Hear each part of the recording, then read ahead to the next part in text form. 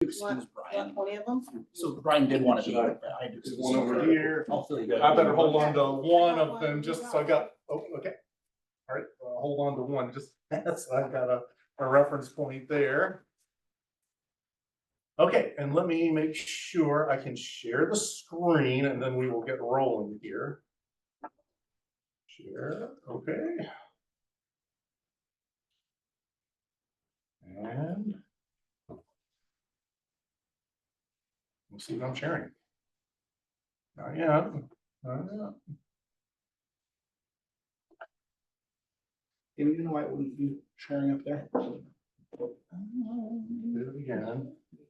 Oh, host disabled participant. I clicked too quick.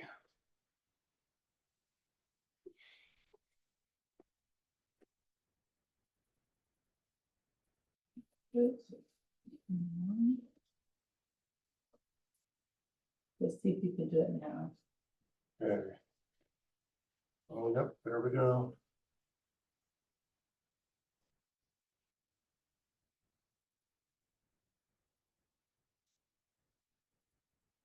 All right. Perfect.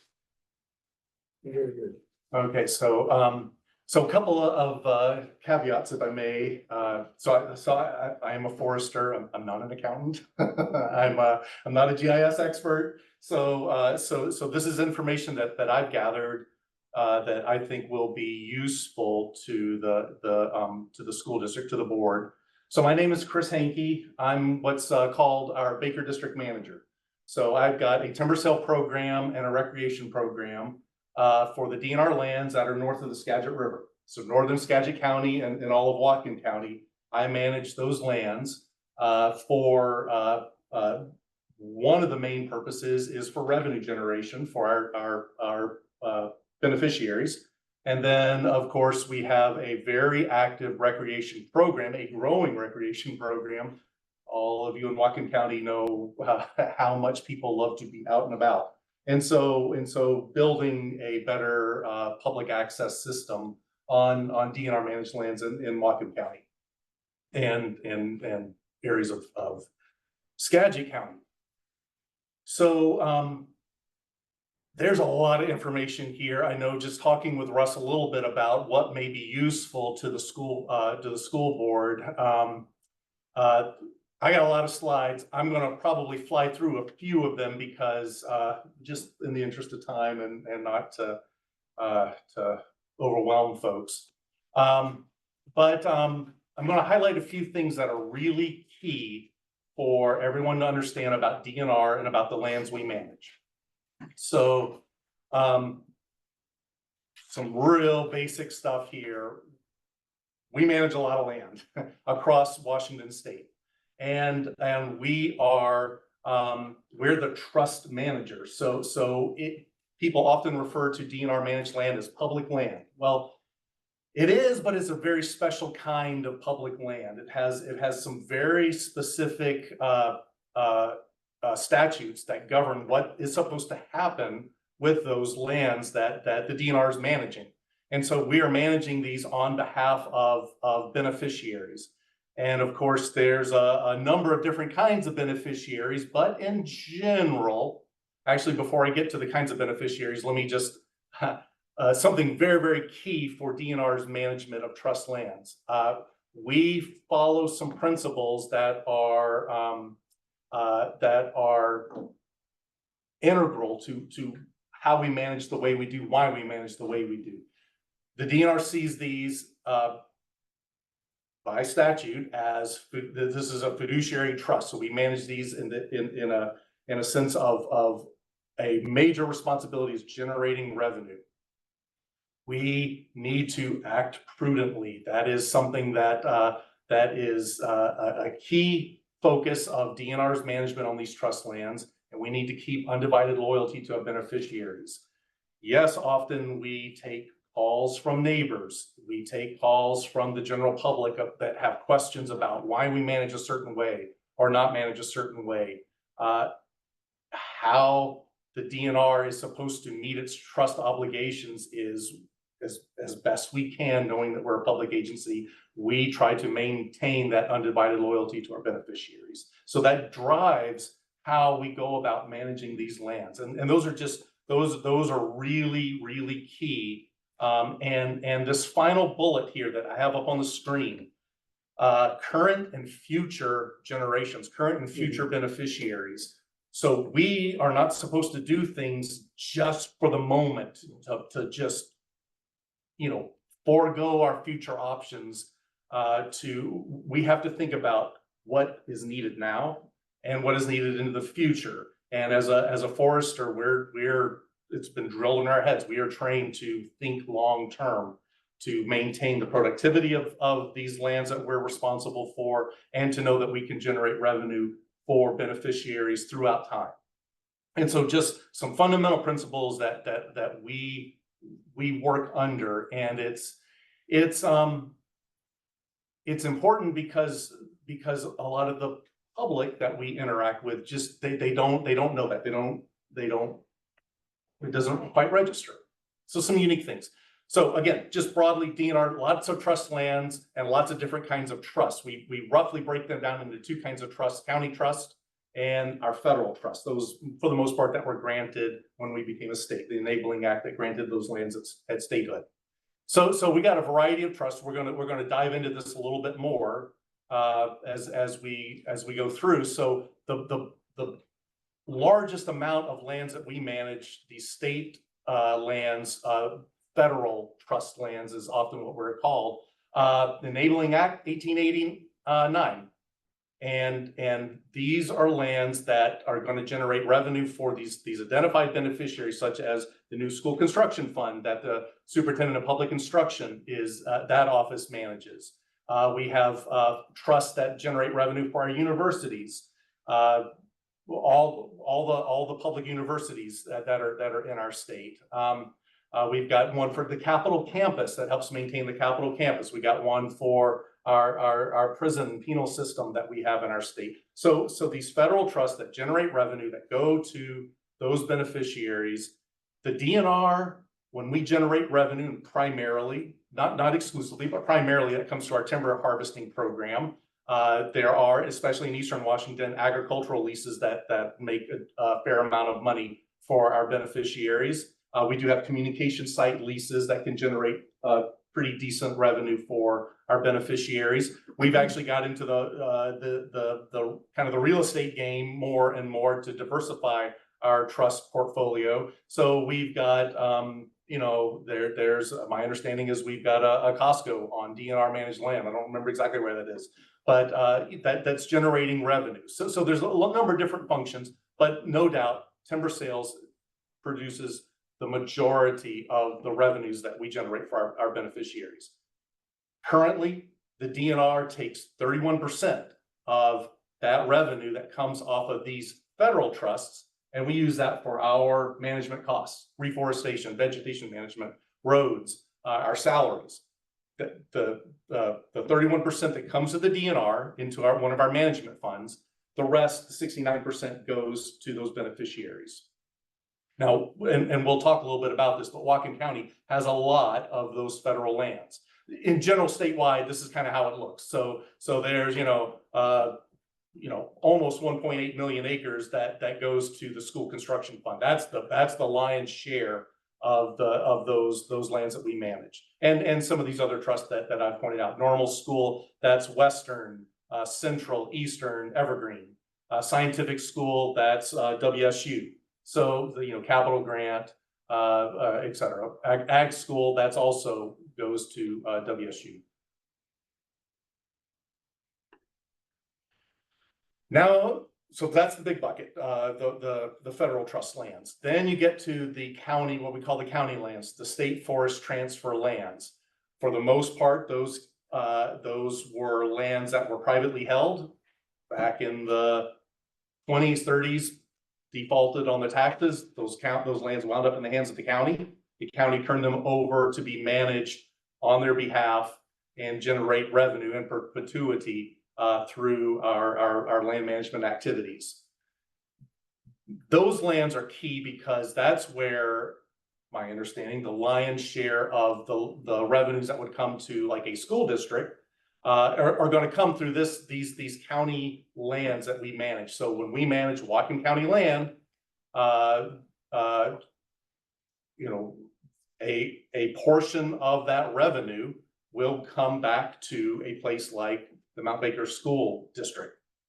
Now, for these county lands, DNR, we keep 25% of those revenues for our management costs. So a little less than we keep for the federal land. So 75% supposed to go back to the county. So this what's called the FDA. That's one of our management funds. We have a RMCA fund with the federal money goes to, the FDA fund that the monies from county lands go into for the DNR. That's what we tap into again for our management costs, and the rest, the 75%, the bulk goes to the county. There's about 29,000 acres of this O1 land in Whatcom County.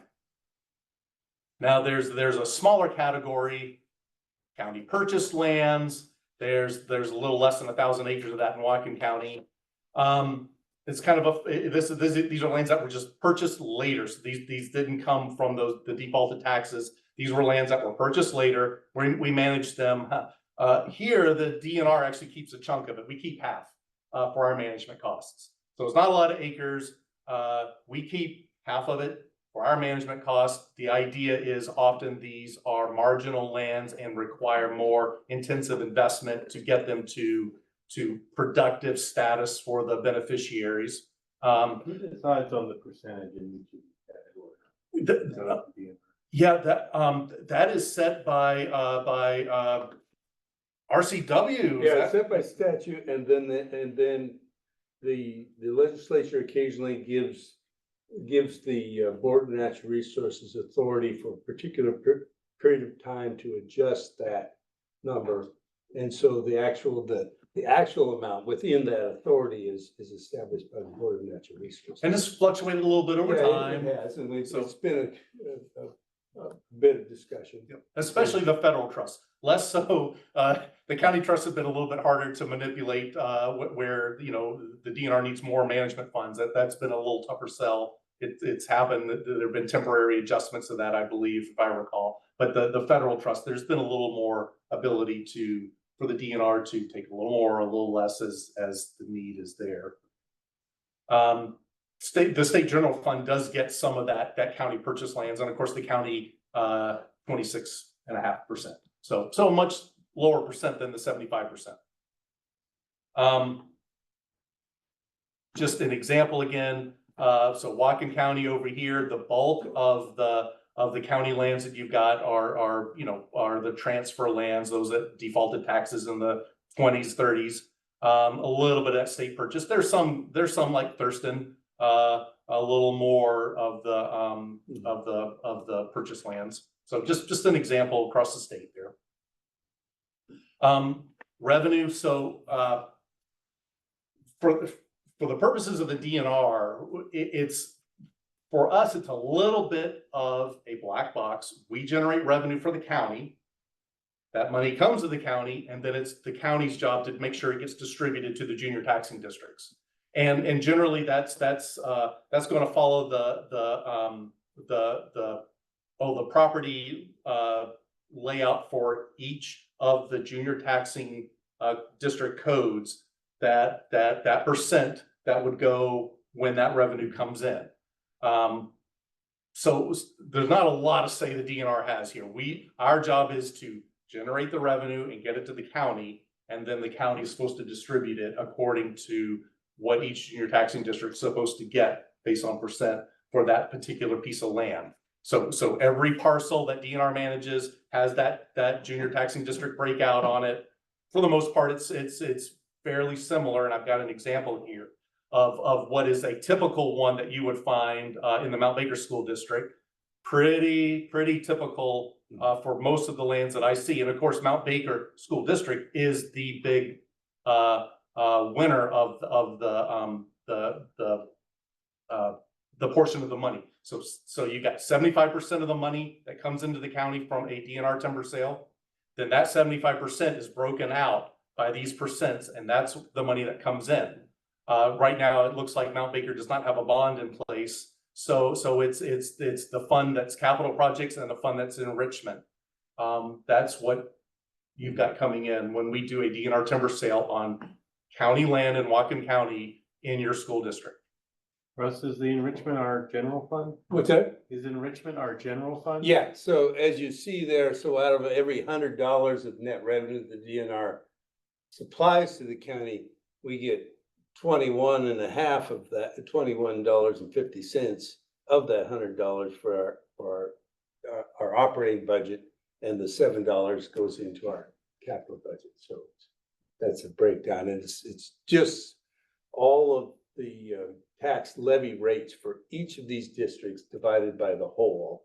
I mean, divided into the whole, so you get each one get your proportionate share. And help me understand the bond. So if we had passed a bond, what might that number look like?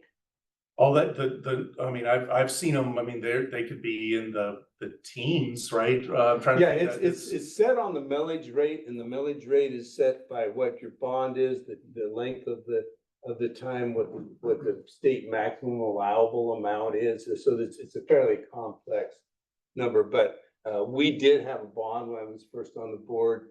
When I could see we were paying off our bonds, I suggested we switch over to a capital projects levy, so we'd still be receiving that revenue, otherwise we wouldn't get it, and we could take care of our buildings better without spending classroom money. So it's What geographical area is this junior taxing district? this came off the Van Zant Dike.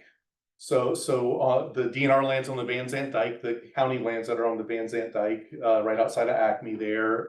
It's that is the breakdown that would come off of our DNR timber sales up Okay, there. so there are other additional junior taxing districts that Mount Baker School District is receiving. right, revenue in from. your area, you'd have Fire District 14.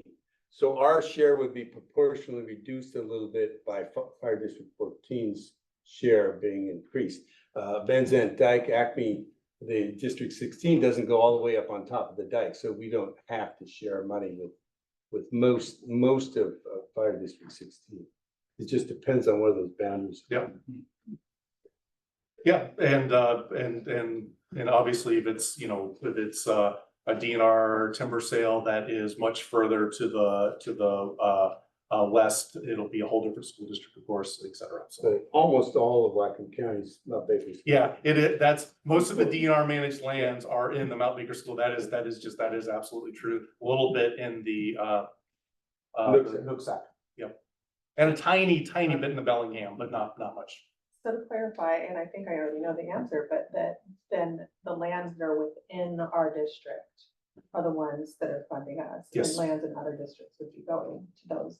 Yep, it would be going to that Yeah. school district, Okay. exactly. But But these only are the for the state county. forest, only the state forest trust, so the common school trust Yep. goes statewide. Yep. Right. And that's something anybody could, tap Even into. though it's located within our district.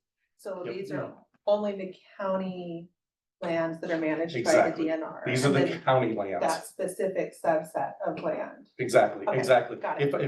If I have a timber sale on the common school trust, that federal trust, the common school trust, then that revenue, it would be 69% of that revenue, because DNR in that case keeps 31%. So 69% of that revenue is going to go into that fund that, again, the superintendent of public instruction's office is responsible for. To distribute to the And, whole and would state. distribute it out based on whatever criteria they use that a school district can tap into to access those school construction funds.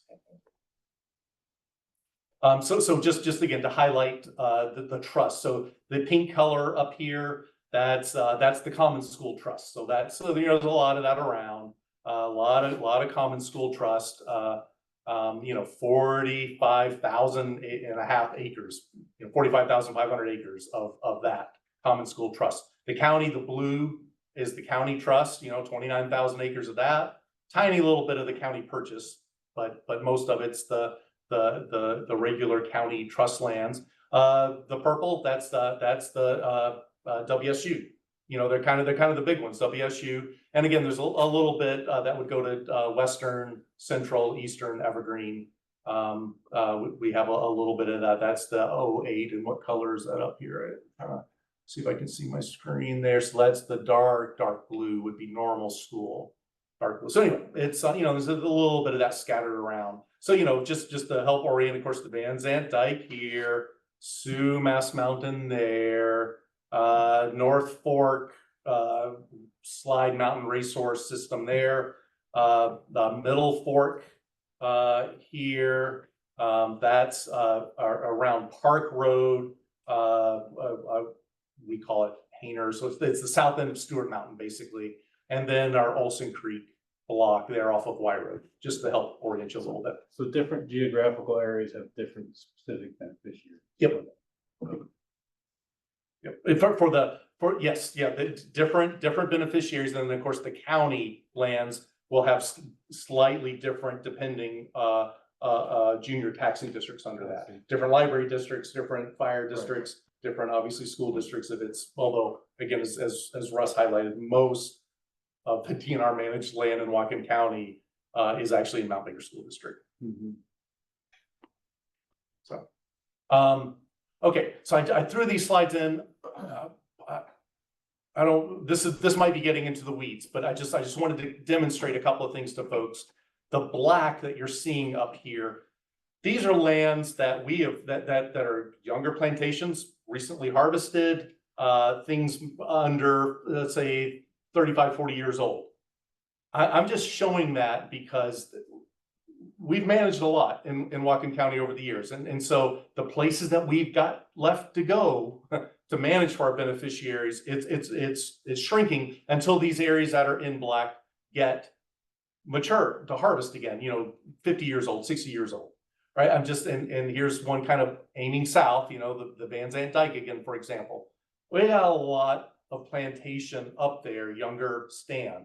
So I'm just highlighting that because I know we, the DNR, feel the heat, feel the pressure from advocacy groups that do not like our timber harvesting and do not want to see that timber harvesting happen.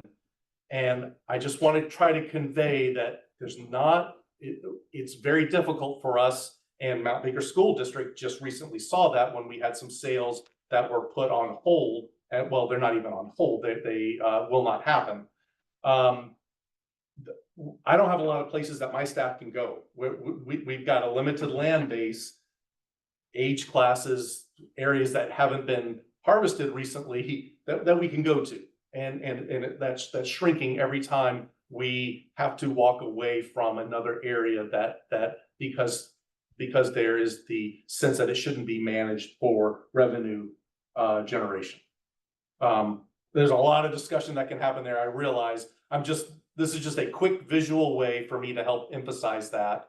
There's a lot of categories in here, this color you're seeing here, this kind of orangey color, that's areas set aside for marble murrelet. So that's area we can never harvest here. So you see something like that, okay, that's locked down, that's set aside. You see these areas, kind of this big purple outline. Actually, there's murrelet in here, but this big purple outline, that's an area set aside, bigger area set aside for marble murrelet.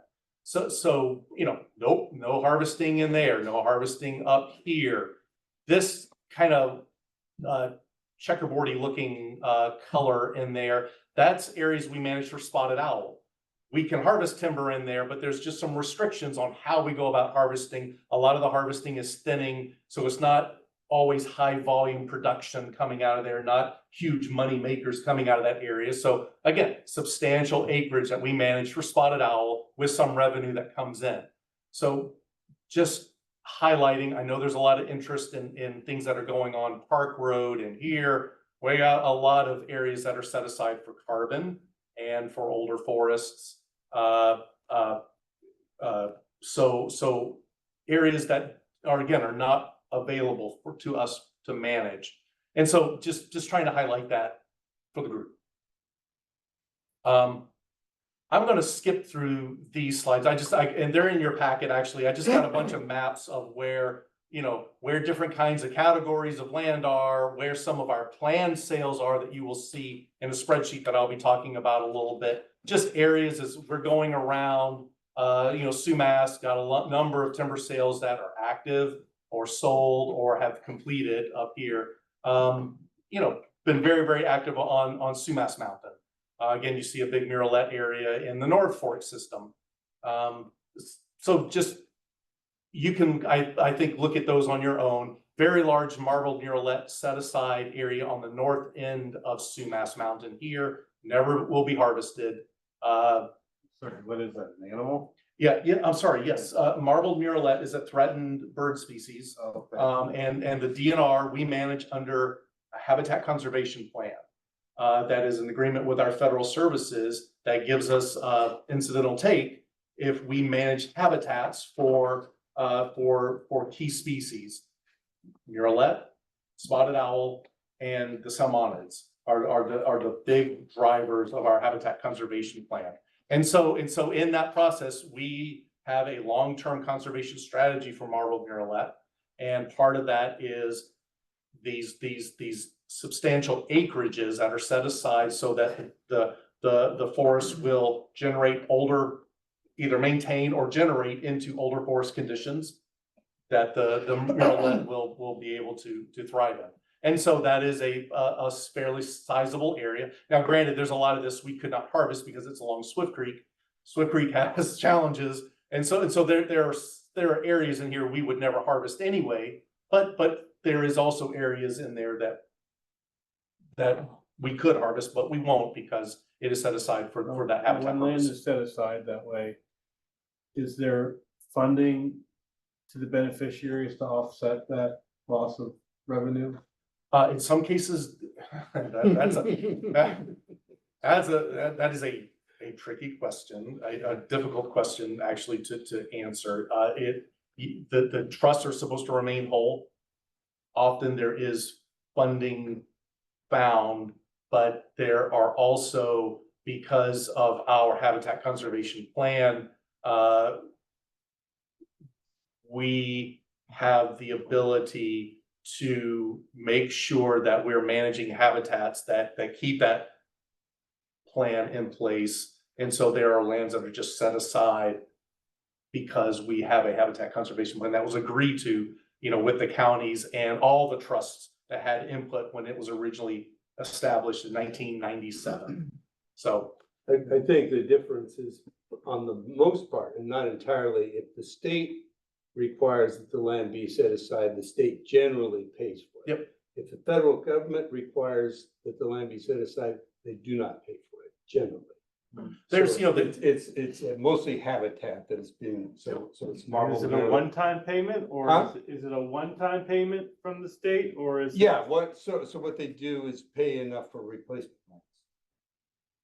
So then Chris can go out and look for property that's productive, that can move the value of that part that's And that taken was out the of it. purchase land? well, that could be, I guess, purchase land. I'm actually not, I'm not sure on that. It could be, but purchase lands, I guess that could in theory be, you could get purchase lands that could maybe offset some of that. But Well, actually, it would be, it's bought in the name of the particular trust that you're buying out of. So all those various trusts, you see what the property is and each one then would get its appropriate level of compensation. There's many more nuances to it, but that's a general principle.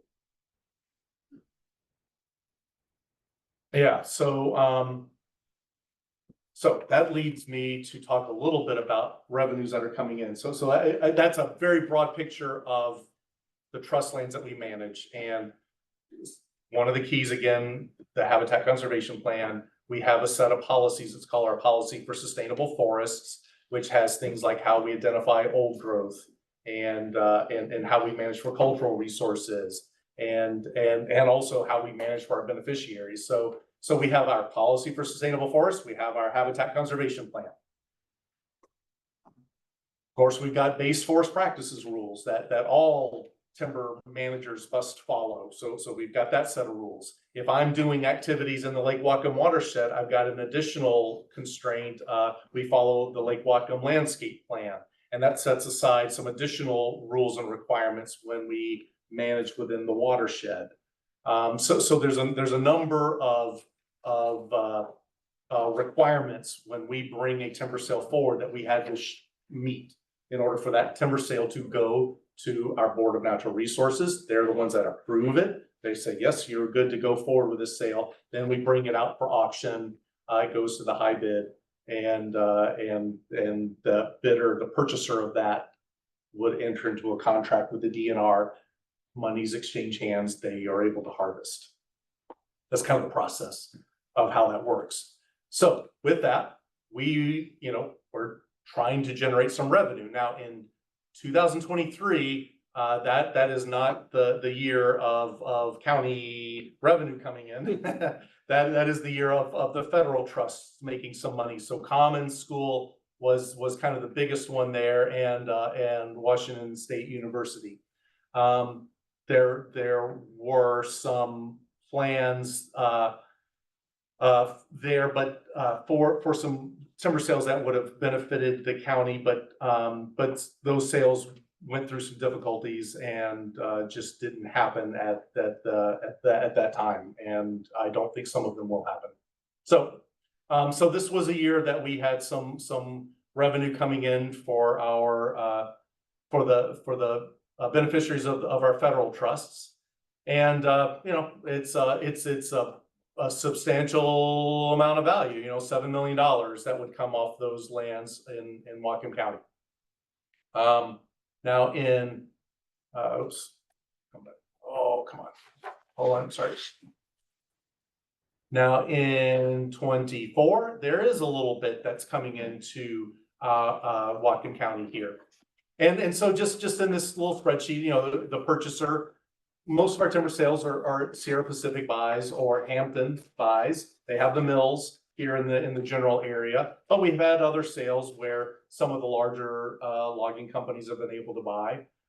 Again, it's out for bid, and it's the high bid that goes. So we set a minimum price, and the bidding has to at least hit that minimum price. Almost always is way over, and then it'll go to the high bid. So in this case here, it is, it's estimating from these sales that are currently being logged, they're currently being harvested, that there's going to be somewhere around $130,000 that will come to the Mount Baker School District.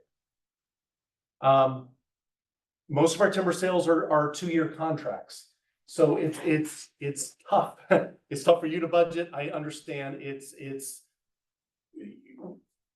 in the long run, it is in your interest for DNR to have timber sale contracts that are a couple of years long.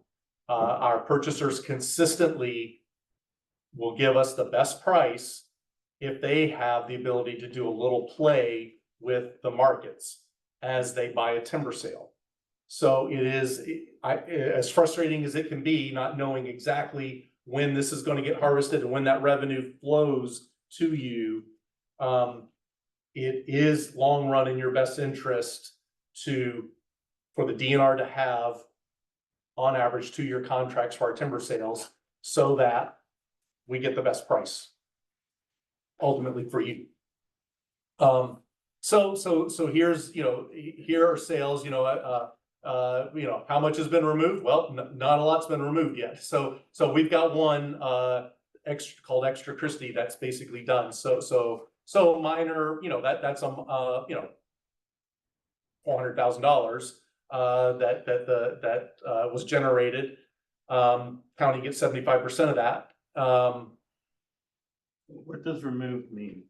So that timber is gone. It's gone to the mill. So okay. it's basically the timber's gone, and the revenue should be now sitting in the accounts. Okay. So to be distributed from that. I think the point is the payment for the timber is upon harvest. Yep. It's not upon purchase. Right. Yep. Yes. So it's not owed until it's actually harvested. Yeah, and it can depend. That we got some different mechanisms Right. there. So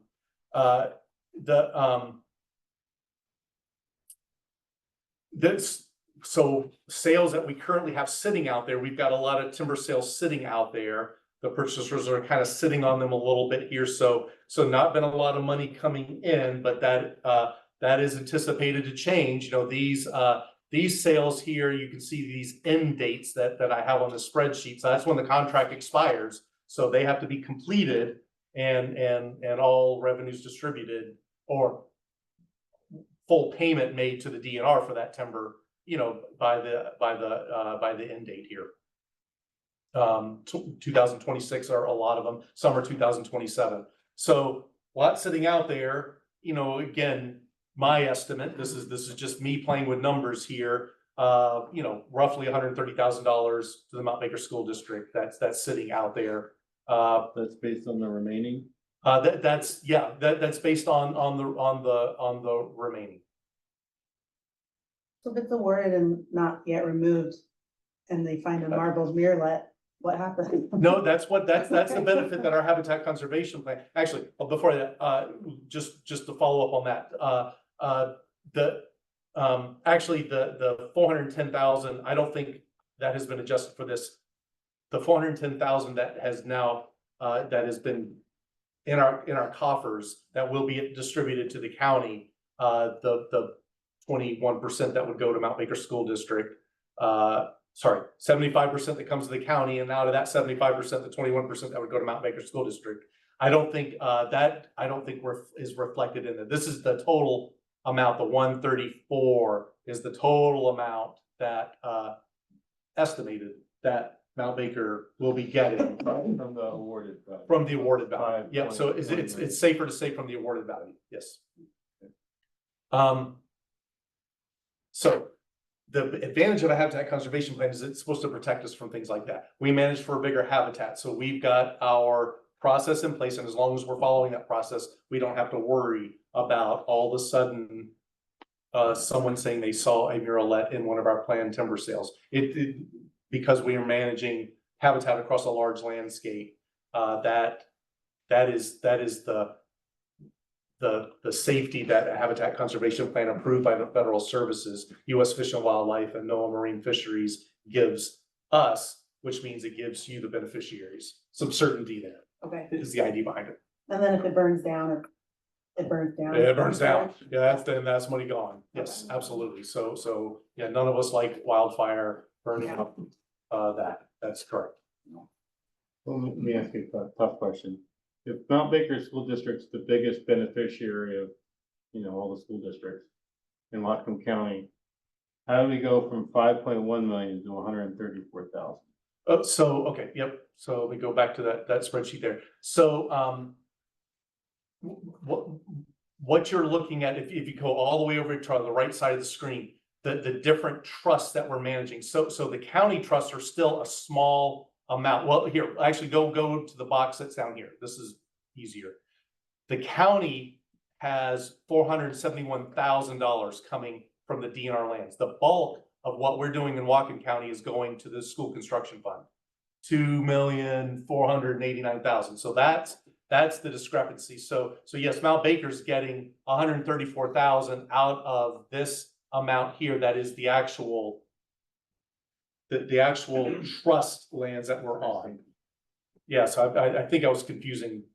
I was saying some confusing things earlier. So this is showing the breakdown. The bulk of the timber harvesting that we are doing in Whatcom County and the bulk of the revenue coming in is going to the new school construction fund that benefits across the state. Common school? Yes, the common school.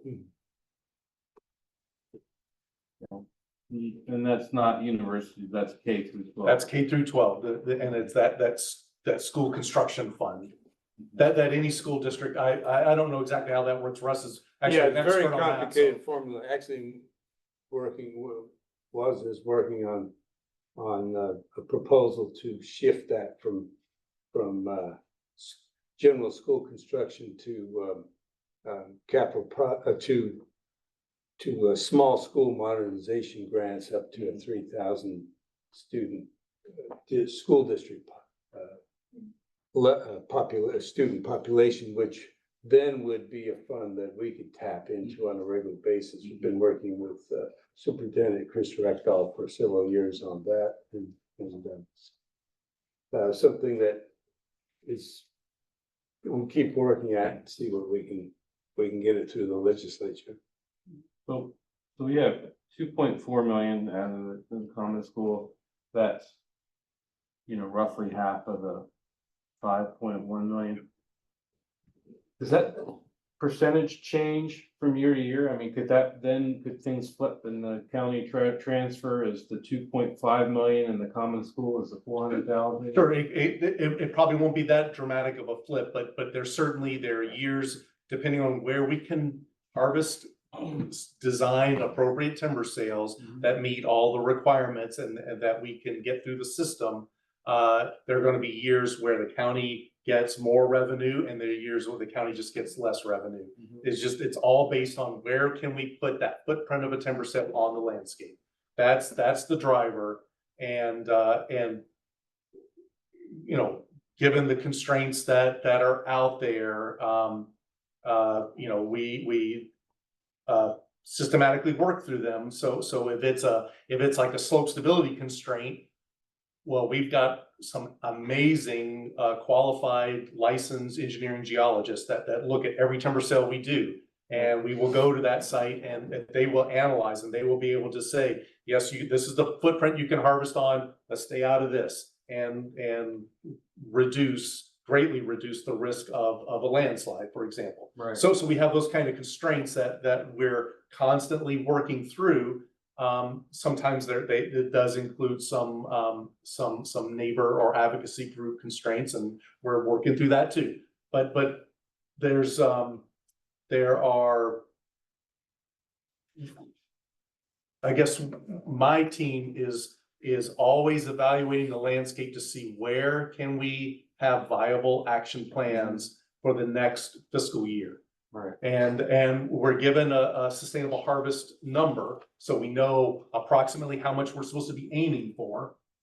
That's its own trickiness right now because we're waiting for the next sustainable harvest number, and it will help us know what our targets is supposed to be for the lands that we manage, and it ultimately gets broken down. It's based on the different trusts. So there will be a Whatcom County 01 sustainable harvest number that we will have when that finally comes through. But that's going to be, the anticipation is it's going to be a very difficult process. An important factor there is we're in the second half of the 10-year sustainable harvest plan that we're under right now. The first 5 years in Whatcom County were cut on the old sustainable harvest number, which was higher than the current number turned out to be. So as a result, the last 5 years have to be undercut. Yep, and actually, absolutely, Russ, and actually, we have now gone through the fiscal year 24 was the last decade. So this was the last decade of that last fiscal year of that decade. So when I'm jumping now to fiscal year 25, this is in theory a new decade. Yeah. And we don't We don't have our this decade's numbers yet, No. so you're gonna have to. So You're basing them off of what last decades were then until we get the new numbers. Yeah. Which then we'll have to readjust down, I suspect. well, and we're trying to be we're trying to be a little bit judicious about it because we know that there are substantial acreages in Whatcom County that have been identified for older forest retention, carbon sequestration. And so there's just going to be a loss of acreage. And so we're trying to anticipate that as best we can at my level. So I guess one of my concerns is that as more and more land gets set aside for conservation purposes, who decides which land and where? Because it's going to affect different beneficiaries differently, right? They can say, oh, this beneficiary doesn't really have a good advocacy group in Olympia, so we'll just set aside their land versus. I think that's pretty accurate. In my experience. So we're a little lone voice here trying to stick up for Mount Baker, but we're working within a county that has different politics than the state of Skagit. well, and so in fiscal year 25, there will be more revenue in theory coming into Whatcom County and to the school district. So from county trust lands, you know, where you know, we would estimate that somewhere 2.8 million would be coming to the county, and DNR would keep, you know, 960,000 of that. The county gets 2.8 million. You know, there will be more revenue coming to Whatcom County. Of course, well, actually, Well, that's probably the more county, than, including all the junior taxes. yes. So the county actually gets a smaller share than Mount Baker School District does of that 2.8 million. Yep. But you have on the bottom what our share of the 2.8 was. A rough Roughly, yeah. estimate on, you know, so maybe 800,000 would come. Now these are sales that are still, most of them are still to go before the Board of Natural Resources, and we'll be looking for approval. So these are not, you know, we're still waiting to see if these sales we'll be able to get these sales through. And keep in mind that once they're sold, then the purchasers have the 2-year window to. So. Yep. What reason would they have to not approve it? I know that we're getting questioned by this timber sale called Little Lily, which is on the Van Zant Dike, and I know we've got questions that we have gotten about that one from groups that are concerned about harvesting in older forests, and so there's a lot of controversy that's being generated by a timber sale like that. Timber sale like Red Rehab, we feel pretty confident that will get through the system. It's very low value. You'll see here. I signed it a very low value. It's an incredible amount of dead and dying timber there. The forest health issue is the worst I've seen anywhere in Western Washington. It's pretty incredible. Sits right above the Kendall community. It's root diseases, laminated root rot, primarily the Phalaenus and Douglas fir beetles. Tremendous amount of damaged, dead, and dying timber there. So it's just not. It's a lot of volume. Well, that's a low number because there's going to be a lot of coal material or firewood material that will be left over. But you know, just assigning it a very low value. We're you know, there's a variety of sales here that are going to have a variety of issues and conditions going on. Parasol is in our Lake Whatcom watershed in Olson Creek. It's always there are a number of challenges when we're operating in the Lake Whatcom watershed. City of Bellingham has concerns sometimes. County council has concerns sometimes.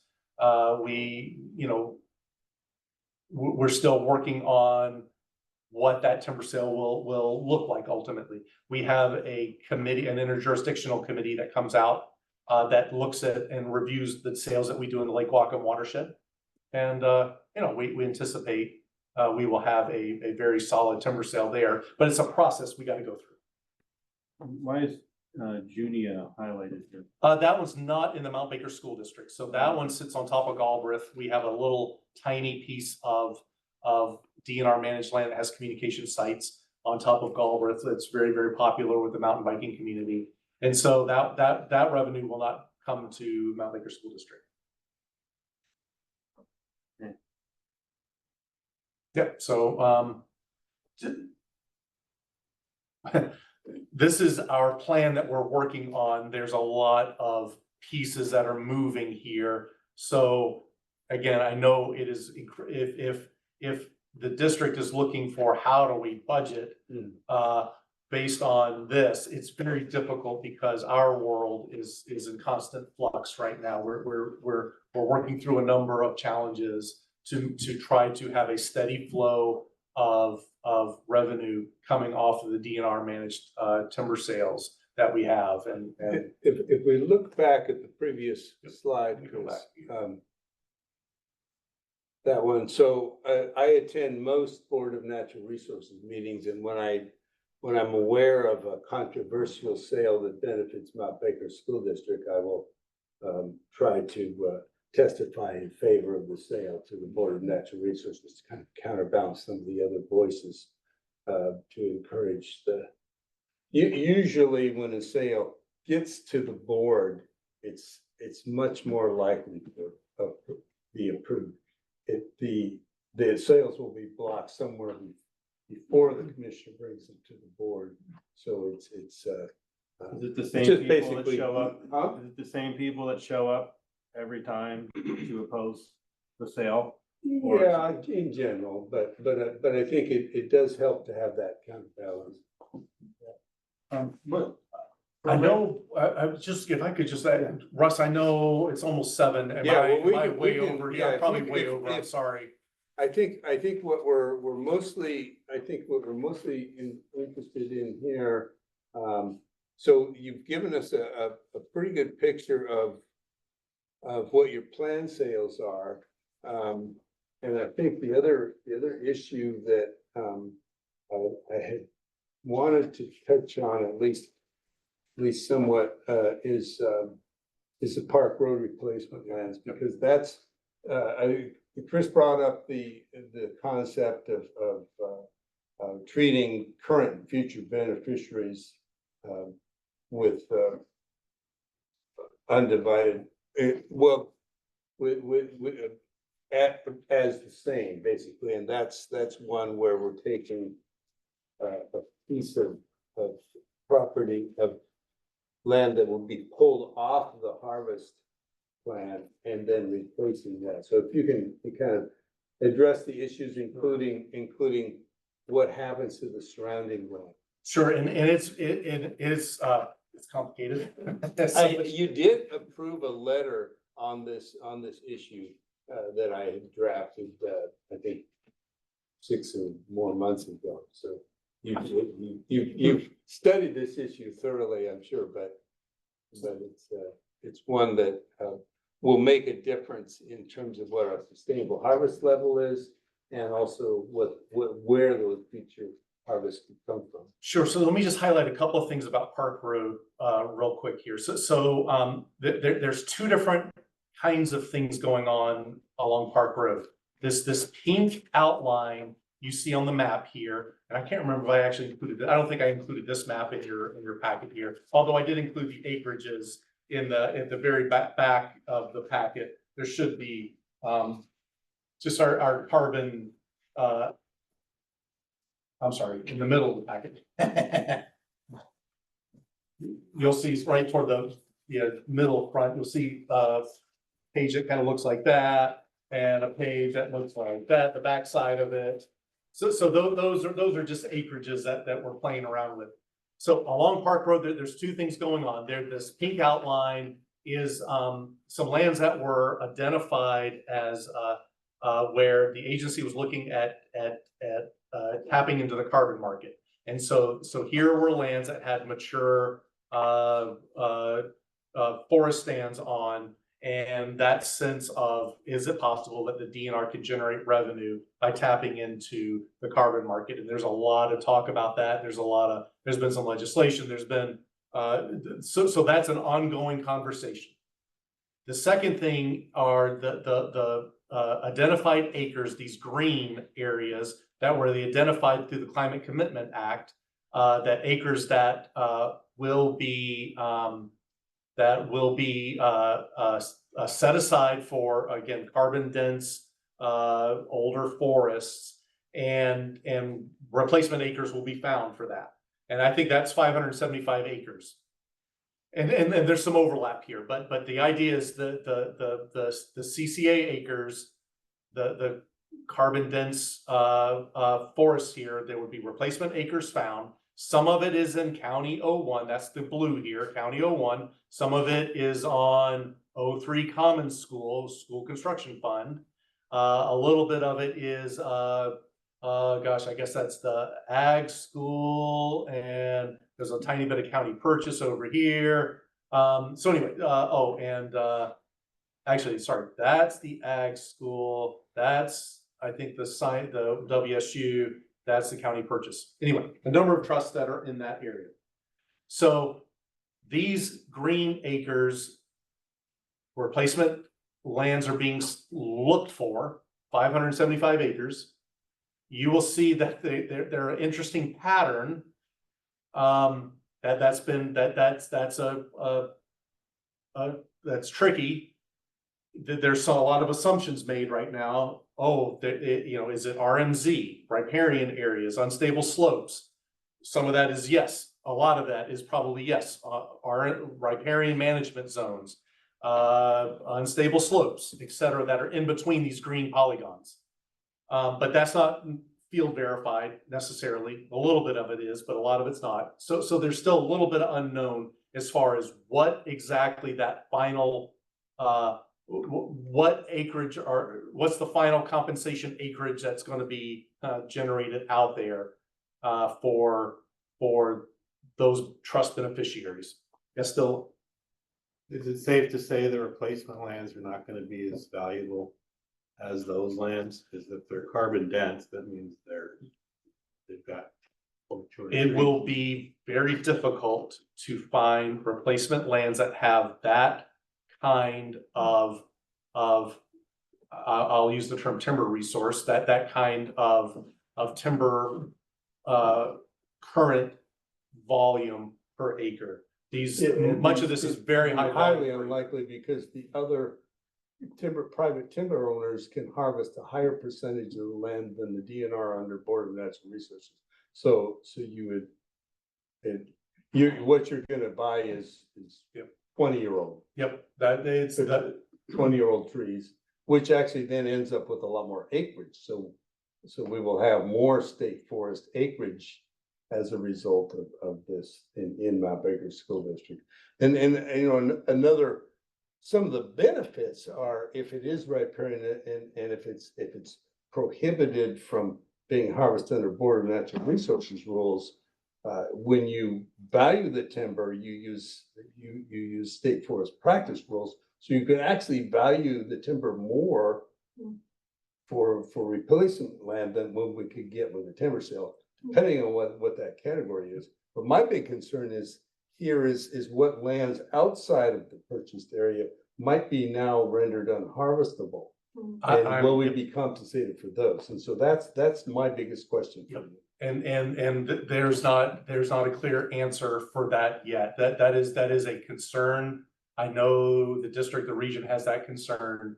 Absolutely. The potential to have isolated pieces here that are actually operable but are not counted is real. And so appropriate due diligence needs to happen so that. And that's one I think we should keep contact on, because if you hear this way or that way, and it's useful for us to weigh in, we definitely want to know that. Yep. And like you said, Russ, there's just going to be there will be a delay in some, there will be a reduction or a delay, I don't know what the right word is, of revenues coming in because the replacement lands are going to be, it'll be 20, 30, 40 years before they're harvestable. So there will be a delay in revenue. Yes, there a lot more acres that you have the potential to grab, but there will be a delay in revenue because this is now currently high volume areas that. Let me ask you a stupid question. Once the carbon's captured in the tree, what's the difference whether the tree's there or it's turned into lumber and used to build a house? I mean, it's not going anywhere, it's captured, right? So what's the benefit? Yeah, there's been a few different explanations.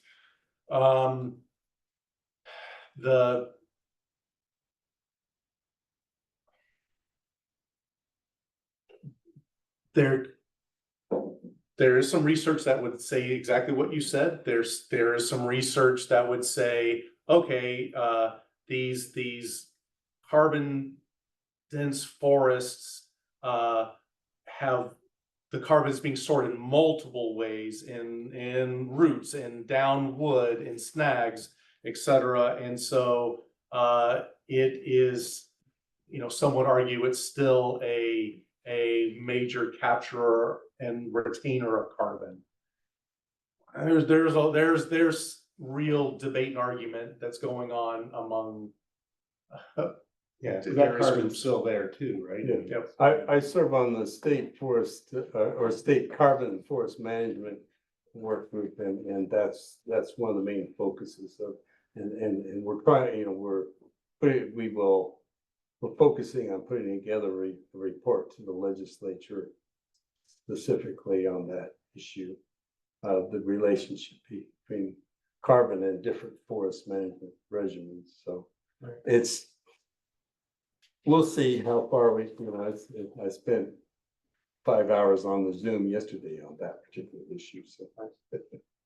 But anyway, that's another issue, but I think, I think you provided a pretty good background on how it impacts us and what we may be able to do. And there was one other thing on two other things on my list here. One was DNR leadership in Olympia is proposing, or trying to put together junior taxing district regional quarterly meetings. Mm-hmm. And so it's still in the planning stage, but then Mount Baker School District would be one, along with every school district. So if it's regional, it'd probably be Whatcom, Skagit County, at least maybe Snohomish. And I don't know what regions they're going to do, but Northwest region, we would meet quarterly with the DNR, and we could look at what your timber sale program is, what the likelihood of coming through. So it's a way that we can keep up each other and hopefully be able to interact more from a stronger unified voice too. Absolutely. I think that'll be great. The DNR will fully support that. And someone like me, I'll be more in the groove to have a more polished, explanation and presentation of what we've got going, so that I can, deliver exactly what you need to know, realizing that kind of some of those caveats I had out there. Contracts are long, exactly when they decide to drop the trees and revenue coming in, it won't be exact. And the one other thing I wanted to point out, and you can speak to this, is the closeness of the financial alignment between the DNR and the school district, in that when the timber sales were put on hold at the request of the county council, that paused and ultimately probably will block over $600,000 of revenue to Mount Baker School District, but also pause or block about almost that much revenue for the local region, or for DNR as a whole, including however it's distributed within the region. So that's why I say we've got things that are hard on us are also hard on the park, and vice versa. Yeah, absolutely. No, So I think it's understanding that we're both from our own way working with the same revenue. no, absolutely. I mean, Other questions from the board, other board members here, because I wanted to give Nick and. No, I think this is incredibly helpful. I've learned a lot in this time with you that, Yeah. I knew just a little bit compared to now, so I really appreciate your time. absolutely. Yeah, thank you so much, Okay. Chris. I really appreciate you taking the time to pull this all together. You've always got a busy job, and I think you do it well. I really, I think on behalf of the school district, we have benefited greatly over the years from the hard work and dedication of your staff. So I really appreciate that. I will give an absolute shout out. I've got some amazing staff that love what they do and feel passionate about it. Foresters, engineers, biologists, and recreation managers, and they absolutely love it. That sense of public service and managing it from our perspective, it's cutting edge forestry. It's doing a kind of forestry that's powerful that has benefits all the way around, from revenue and products to habitat protection. So I think the DNR has an amazing way that it manages its trust land. Yes, we got politics, but at the end of the day, we've got some really strong principles I think we can stand on. Well, thank you very much. Yeah, thank you. All right. So next up is Todd Reitmar with the CTE and Perkins. Thank you for wading through, although I think this is, I've learned a lot. it's valuable information for your forestry class. Definitely, you know, it's, and I think the ability, it's real life information for our students, because you know, you're learning about forestry, but it's also supporting their education.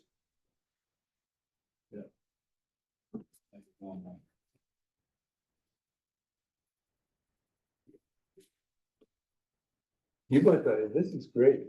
Good.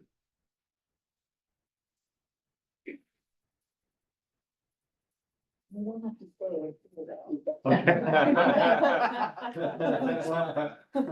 I'm kind of curious what time this is. Well, there you go, yeah. there you go.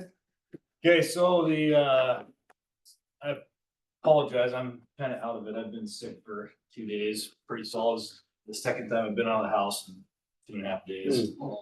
So it's been tough.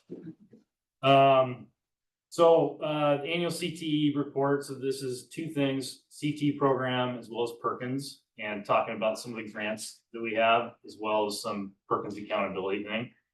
But our ag programs, as of that last year, those haven't changed too much. We did add an intro to trades class. It looks like I didn't add that in there, which is very popular class. And What was it? intro to What trades. trades are you doing with that? Well, it's Karina Lenson Davis, and so it's everything from auto body to framing to electrical, like basic electrical, drywall It's repair. like a week each or something? Or maybe a little bit more than that. Mhm. And then we also use it a lot for guest speakers. Like we had Granite Construction come in and, you know, lay out a bunch of stuff on the ground for like locating lines and how they lay Wow, out. that's great. It was pretty cool. And then my mouse is battery's dead. Family Consumer Sciences. We did not have health as part of this year because Paula took a leave of absence for the first trimester. So we lost that out of CTE. And then in technology, this is the second or third year we've had yearbook as part of the CTE program. So these are our advisory members. One of them is a DNR person. Sure. So they spend 3 nights. Well, one day we did a day meeting one earlier in the year. We had pretty good attendance, but they kind of lay the foundation for the current tech ed program. A lot of people think it's just what I want to do as CTE director or what we want to do. Everything we do goes through these guys and gals. So our trends, so our enrollment trend is you kind of see a red line there, but you can kind of see the black cursor there, black mouse. We're down 95.4 FTE, or down, a little less than 10 FTE from last year, but that's also with one less teacher. So we lost business program last year. So we maintained pretty well.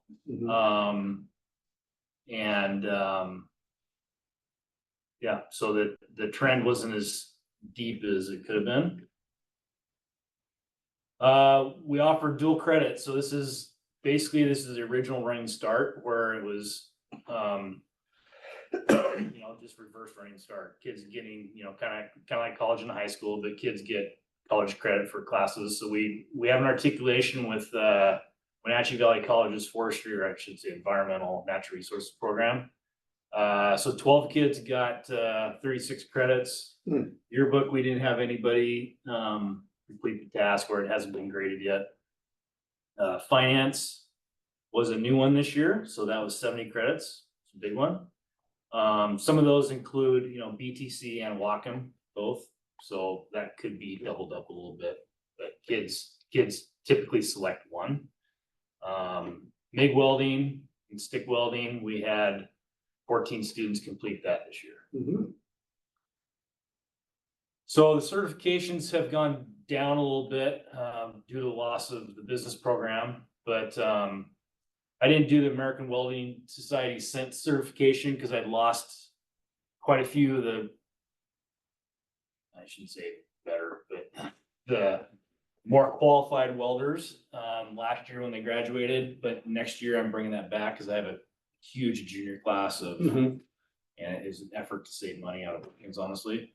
And then forklift certification, OSHA 10, use science, small gas engines. A year ago, we did the EETC one in my mech and fab class.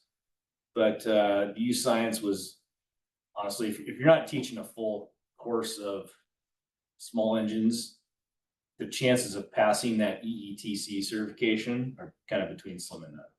Mhm. We had 2 kids they were both on my ag mech team that went to nationals to do it last year, and they passed it. Mhm.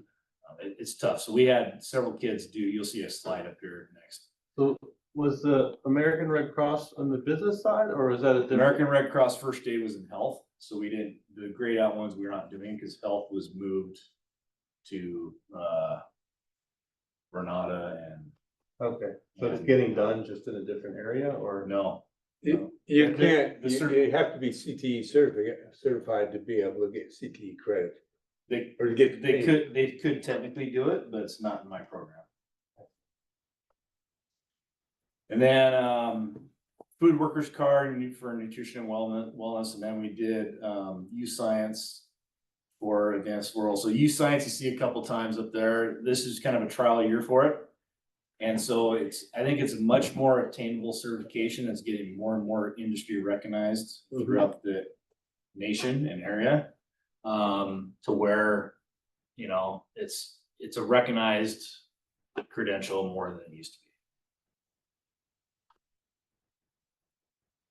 So the yellowish ones are last year. So we had none in first aid. We had none in OSHA 10 that completed it. We had some started. And so we had use science floral, food workers card was up. Use science was up to 26. EETC was the 2 last year. And then forklift, we had 24. Now, the reason for that decline from 38 to 24, since I got the train the trainer thing 2 summers ago. So last year I ran everybody through it. And so I have a lot of kids that repeat the class. And so it's never going to be 38. It's always going to be probably in the 20s.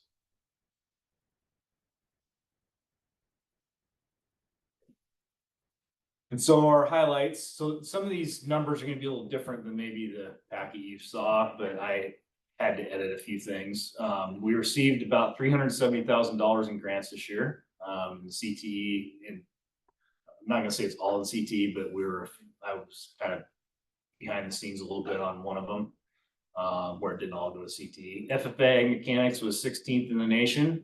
That was, 3rd year in a row that we had gone back, representing the state of Washington. This year we got 7th, but I have everybody back, so I'm optimistic for next year. Floral and greenhouse, we had record income. We added CTE dual credit in finance. Our professional learning communities was focused this year on work ethic and work-based learning assessments. So we have been part of this agriculture career explorations thing through Sustainable Connections out of Cloud Mountain Farms. And we've met monthly for over a year now. And it's bringing students to farms and farms into the classroom to talk about what they do. And it's been very successful. One business, Alluvial Farms on Goodwin Road, they hired 3 of our students like Cool. that. So everything from marketing to raising animals, because the girl, Raylan Wooden, has worked extensively in our barn, and then the other student has been pretty active in marketing as well. We raised and released 114,000 spring Chinook at our Middle Fork Steelhead Pond, or it was Steelhead Pond, now it's Chinook. We're state forestry champions again, going to nationals for the 14th time since 2007. Parley was 5th in the state, food science 3rd, vet science 3rd. The Monday after school got out, we basically drafted an articulation process for machining at Bellingham Technical College. We're the first ones in Whatcom, Skagit County to do an articulation like that. So part of our grant, we bought this 2 5-axis tabletop CNC mills that are about that big to kind of go through, and then we do machining and lathe work and milling work in my mech and fab as well as advanced metals class. And then we have 5 sows in the barn, 50 plus pigs used by 30 students approximately. Some of those are duplicates. And then we got travel costs for buses reduced from $5 a mile. So those were all pretty beneficial things that happened in our program this year. So the grants, we got Nicole Jones applied for and received a $30,000 foundation grant. We added a lot of more animals to the barn and outside the barn because we kind of outgrown the barn in a sense, certain times of the year. But we had lambs outside. We had numerous chickens at the barn this year, and so there's a lot of equipment for that, as well as clipping chutes, stands for cows, and things that we've kind of all, things that have broken over the years. We bought supplies for intro trades. We replaced an ultrasound machine or upgraded, and then we did several barn repairs with that as well. We applied for a career launch equipment grant. We got a new Piranha ironworker, replaced our old 35-year-old Scotchman, and then a new drill press, vise and machining equipment. Career launch grant. This helped purchase woodshop equipment, saws, drills, drivers, etc. Enclosure for our milling machines because we can't buy capital items with it. All right, or I should say equipment, large equipment, and some things for mills and lathes, and then it also funded our career counselor for I think a year and a half, right? 18 months. Yep. And then I was getting ready to get on the plane to Dallas to watch my daughter's gymnastics, and I was contacted by an organization, almost declined the call because I didn't recognize it. But I did, $109,690. Can't complain about that. Yeah. So, yeah, this Foundry 10 is done by a software developer who's anonymous. And the money goes to, it's not just CTE in this case, it's to the whole school, but art, band, choir, drama, and CTE. So in CTE, the powder coating oven, covered area for woods and construction. So we're hoping to, you'll see a couple slides on this later, but an outdoor construction area to build like some sheds. And then my dream someday is to do tiny homes, like one tiny home a year. Wow, but nice. Yeah, we'll see. Gotta walk before you can run. Then 5-axis milling machines, that's an example of one I put together the other day. So they're pretty small and pretty low maintenance, I think, and I haven't turned it on yet, but we'll see how it works. And then intro to trades, materials and supplies, and then there's potential, not sure it's gonna happen, but concrete and repair the, we have like galvanized pig rails out, fences outside, and they get beat up every year. You gotta replace a bunch of them. So it's hopefully concrete and then replacing the pens. All right, so district-wide plan. When I click on this, it's gonna be sideways, but I think you've received this. So this is one of the action items that needs to be approved. So the main highlights out of it are, you know, basically grant implementation. So the wood shop covered space is one of the facility things we're doing. We're working, we had, Big Mountain Construction, Prefabrication, and Peterson Brothers and Canyon Hydro all write a letter of support for this grant that we got for the career counselor to support that. And so one of the things is we're trying to do more of a, you know, like our career counselor summer's working on internship opportunities for these students, you know, mostly in construction, but also in welding. We're getting some hurdles, you know, where you gotta be 18 to do anything that doesn't require safety glasses, it seems like, except if you're on a farm. So, it's got some challenges, but I know she's working on it. And then offer more, certifications for more classes. One of them is my, you know, my advanced natural resource class. Trying to get some sort of certification in there. So Megan Pike and I looked at the Minnesota Natural Resources program that's approved by the state to go through that, to meet those standards, and then kids take a test. Then Karina started animal CPR certification. It's not state approved yet, but she's working on it to get it state approved, and we should know in August. All right, so Perkins. Perkins is a federal grant. Allotments are based on poverty rate and enrollment. So it added the Perkins 5 reauthorization added some special population elements that you'll see a couple slides on. And it's dedicated to increasing learner access to high quality career and tech programs. And so our plan is, or what we used the money for last year, we had a huge 1-year increase, which was a nice surprise when I was at the fair last summer. But it was an increase of about 13,500, but that's only a 1-year deal. So I don't know where it'll be next year. So we pay for the Snow Goose, which we use for work-based learning for all freshmen, which is that boat out on, I think you guys know about that. Learning management subscriptions. We used it, we had to pay Code HS even though we weren't offering it because we signed a 3-year contract. And then those subscriptions, and then CTE dual consortium or dual credit consortium dues to those 3 colleges. We were able to use it for a lot of CTSO travel to take it out of our budget, or out of the school budget and our budget to pay for most of it. And then worksite visits, you know, that Ace Wacom thing, the grant that the Ace Wacom had didn't pay transportation.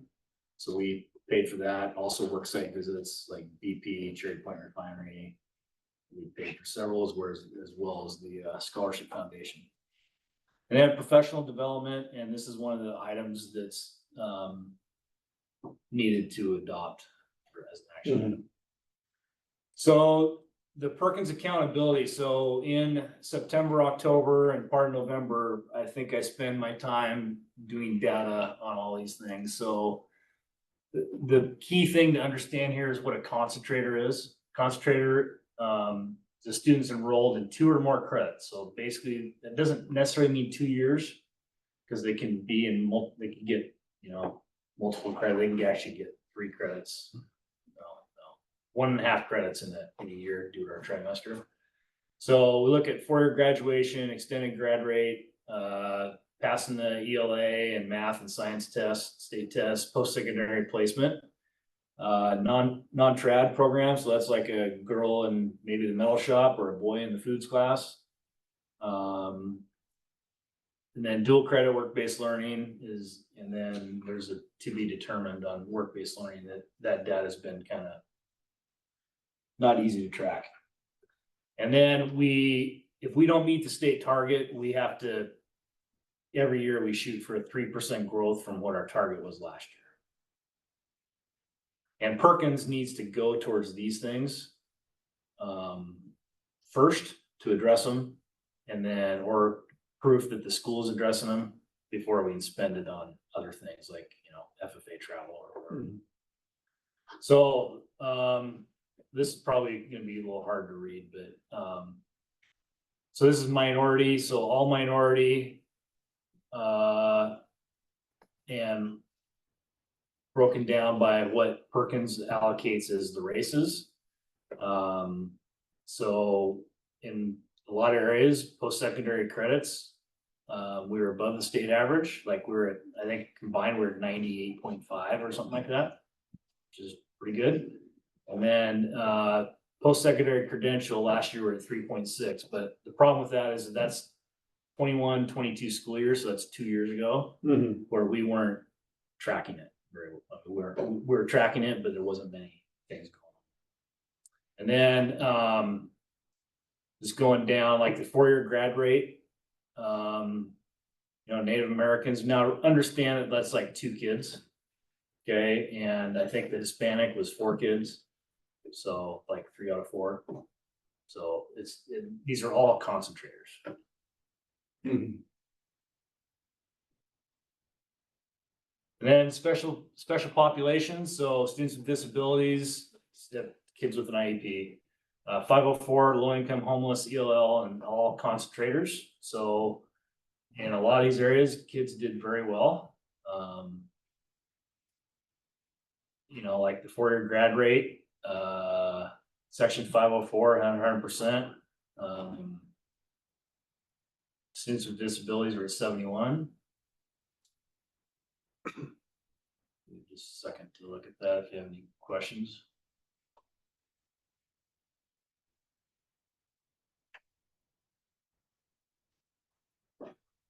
Then male and female, these are concentrators again. So higher rate of girls graduating. That's So the post-secondary placement, that's whether they went to a 2 or 4 year institution? and they say it's in their area, like the area that Okay. they studied for in school, but I really don't have verification of that. They say it, but Yeah. there's some issues with, I mean, these when I looked at these numbers, like probably in May, they changed since I did Perkins for that year. It's like they adjusted through the year. So it's like hitting a moving target. So on the very bottom one, Tuck, is that's something that we, you know, the board's been looking at. So the 4-year grad rate, we've talked and some of that. So this is the 4-year grad rate for concentrators. Yes. So you get quite a differential between male and female there. In the 2021-22, but I wouldn't say class of 2022, it's that year. Yeah. Okay. Yeah, that's interesting. So this one is the 4-year grad rate. So this was CT concentrator 79.1 combined versus the school 71. And this is not the extended grad rate. This is just the 4-year. And then they do have the data for the 2022-2023 school year where we're at 85.6. So quite For concentrators. for concentrators. Okay, so Perkins plan for next year, 2024-25 school year, depends on the data released, you know, where we're at on things. They've released some of it, but not all of it. Continue the learning management subscriptions. Youth science will be probably heavy in that. Increase work-based learning and career mentors with career counselors. So we're looking at bringing, one of the work-based learning things we're working on is bringing people into the auditorium during a pride class to serve as to do kind of like career mentoring for larger groups, because given our schedule, it's like 20 minutes, 25 minutes to do something like this is in a bunch of different classes is kind of can be pretty fragmented. So we're looking at, you know, more kind of a job interview type thing where students ask people in the auditorium about jobs, but we're going to have pre-planted questions because I know that you put a bunch of kids in the auditorium, they're not going to ask any questions unless you make them. So, but usually that always, I mean, my experience tells me that a couple of people start asking questions and it triggers them to maybe think of something. And then you know, continuing industry recognized certifications, Snow Goose, work-based learning, certification exams, and then our comprehensive local needs assessment, which is basically all that minority special population stuff. And we gotta evaluate where money needs to be spent based on that. Okay, and then some opportunities and challenges. So the opportunity, biggest opportunity, well, one of the biggest opportunities is the Ace Wacom thing. We hope to continue that and we're thinking kids are having a pretty good experience working there this summer. I'm on the state committee. Tamara put me on the state committee. See how that works. So Tamara put me on the state committee for course equivalency in math for egg mechanics. Good. And then construction manufacturing internship program. Full classes are gonna mean more revenue. And Mike Lembo, CT certification in computer programming and finance. So he's teaching that computer programming class again next year. So you'll be able to restore much of what you're doing, so work you. Only in finance. Only- Not any of the Not in Excel, certifications. not in Word. It's only in computer pro and Okay, only offering a trimester. We can't get certification for. okay. And probably not even dual credit. So challenges, loss of Paula, Health and Human Services, so we lose 2 graduation pathways. Loss of ag teacher means no floral, no 8th grade agri science, so that lost another 2 graduation pathways because we're not teaching plant science. Which, you know, funneled into greenhouse management. Extended days cut, no fair, no market sale, no Puget Sound, probably less contests. Well, there will be less contests next year. CT director cut 25% is, you know, I talked to you guys about a little while ago. Lighting in both the shops is about 60% of what the health department suggests. And then large class sizes in the shops and labs, so we're gonna have to purchase some additional materials probably. And then there's 150,000 minimum expenditure and making sure, you know, trying to figure out where and how it's spent. What's the solution for the lighting? Is that additional fixtures or what's going on there? Replacing bulbs. Really? Okay. Well, and probably ballast on this. I like it. Yeah, both wood and metal shop are. I can see, but over time, I don't really notice, but I remember looking at a picture about 7 or 8 years ago, and it's like when they put new lights in, I'm like, wow, quite a difference. Okay, and then some of the challenges too, so the loss of a 3rd ag teacher, so since Nicole resigned and obviously we didn't have capacity to replace her, but these are some of the competitions. So floral, 10 kids, marketing, 3 students, first year member, 5, employment skills. We're not sure if we're going to be able to do it or not. That's 4. No junior high, ag science or robotics. That's 98 students. And then normal 8th grade FFA enrollment is about 18 to 25. And then with the loss of extended days, Karina and I have talked a few times. Next year's fair is, we're pretty much resigned to the fact we're not doing it. 28 kids, that's the amount of money from the market sale. Puget Sound Junior Show, trap shooting, we're not gonna be able to do. And then we're likely gonna keep rotation sows, so the barn doesn't sit empty. And sell those animals probably to other schools, or if our kids decide to go in 4-H. And then there'll be less community service projects, probably significantly less. Okay, so I didn't want to end on bad news, but I'm sorry. Oh, we gotta know what's going on. Yep. So you guys have any questions? Question, just my comment is, you know, congratulations on your success with all those grants and with the students there. And thank you for all the work you're doing. It's fantastic. Now we gotta support you here. Yeah, well, Well, other, you know, Perkins recognizes a lot of your time and but the work that's able to come out of that remains beneficial, even though the cost benefit ratio in terms of time versus dollars is less than maybe, you know, like your $109,000 grant, what was it? An extended phone call. well, I mean, But- I mean. But it's still something we In, keep. in the last 10 years, and I think I've said this every year I've presented, is Perkins, well, the CT director role has quadrupled in probably 10 to 12 years. Right. I mean, and it's, I would say most of it's Perkins. And so that's, you know,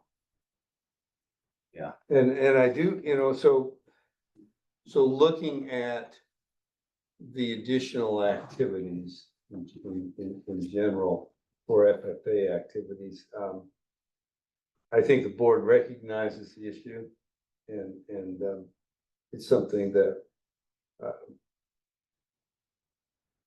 we will continue to look for a solution. In my, when the boards issued a statement of support for our co-curricular program, which we did prior to the last levy election for that, I think that the robustness of our co-curriculum program was key in our minds. And so I think while I'm not going to propose a solution at this point or promise one, I think it's something that it's still upmost in our minds. So I think it's a continuing discussion. I put it that way. Because personally, I recognize the long-term value of these programs. So these are experiences kids have in high school, but it carries with them. And so I personally, I do feel the need and the pressure to look for a solution there.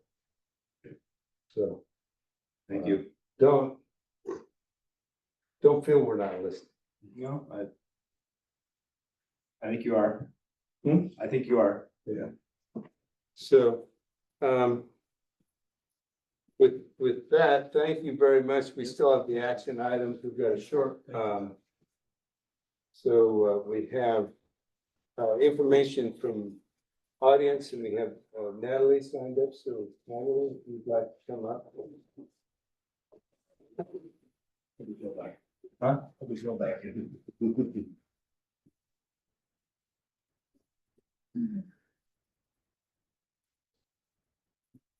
Hello, my name is Natalie Chavez. Thank you for listening to public comments this evening. I hope that you all had time to read the school-based health clinic SBHC informational handout that I passed out at the meeting on Thursday, June 13th. Unfortunately, I was unable to attend the last meeting, so I want to follow up on what transpired after the meeting on June 13th.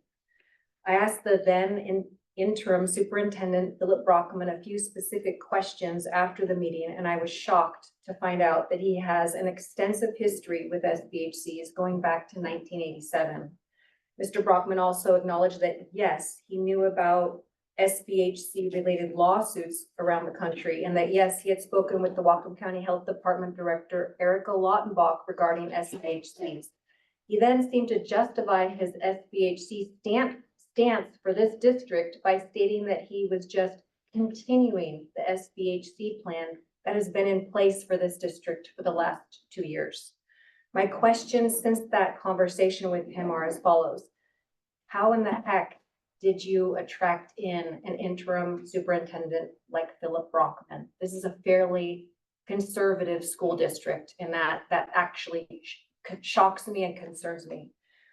And also, does the school community, especially the parents here, know that establishing a medical clinic in a local public school has been a plan here for the last 2 years? And did they know and do they know exactly what having an SBHC in a public school entails? And exactly what all would be included at this medical clinic, which would be located at their child's public school? And do parents know about SBHC related lawsuits that have taken place across the country?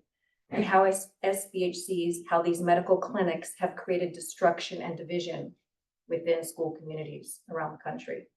SBHCs are basically medical clinics in public schools and include way more than just behavioral health. Not only are millions of dollars in federal grants being awarded to implement, enhance, or expand healthcare assistance through SBHCs, Merck, the maker of the Gardasil HPV vaccine, is one of the funders of the School-Based Health Alliance. And HPV vaccines are heavily promoted at SBHCs to students 9 years old and older without parental consent. If this is not a huge financial conflict of interest, then I don't know what is.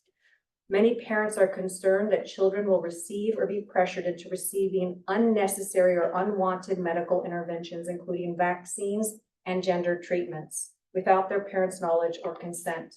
And I'll go over a few SBHC-related lawsuits with you at future meetings. Today, I would like to give you all these handouts titled, "When Can a Minor Access Healthcare Consent Without Parental Consent?" This handout includes all of the testing, treatments, and services that are usually provided at SBHCs without parental consent for those 13 years and older, or younger than 13 years old if considered a mature minor under the mature minor doctrine. These include substance abuse and mental health treatment, gender care, puberty blockers and hormone treatments, and actually at any age that can take place without an adult's consent as part of birth control services, prenatal abortion, birth control services, of course, vaccinations, STD testing and treatments, amongst other medical care. Thank you for your time. Well, thank you for coming. And we have no one else in the audience, so next up is information from the board. I'll start with you, Danielle. I, along with Ed, was at July 3rd to attend the Audit exit. Thank interview. you, the audit exit interview. And my impressions, and you can jump in if I'm misspeak, were that pretty much everything in our annual routine audit, this isn't some sort of triggered process. Did everything look good? We had to make a couple of adjustments. Brian still on a learning curve of learning some new things, but the feedback that we got was very good. They obviously had to flag binding conditions. It's one of the things that in their rubric of what they're looking for in assessing, but it sounded like we're doing what we need to be doing. Yeah, and along the same lines, they were very, I thought, complimentary of the work Brian and his team had done. So that was good, you know, as a board member to be there and to see that. And I'll just read the one sentence from the results section. The overall result and conclusion is that the district operations complied in all material aspects with the applicable state laws, regulations, and its own policies, and provide adequate controls over safeguarding of public resources. I think that pretty much sums up what that was about. So, yeah, it's the first time I've been involved in something like that. I mean, it's a fairly formal process, but there weren't any red flags from that. So it kind of feels like we're complying, but it's still up to us to manage the budget and do all the other things that we need to do. But from their perspective, which is the Office of the Washington State Auditor, didn't know what they did. Now I know. Now I know what they do. Yeah. From their perspective, they're doing things that we need. Well, thank you both for attending. Yep. Anything else, No, that was it. Brennan? No.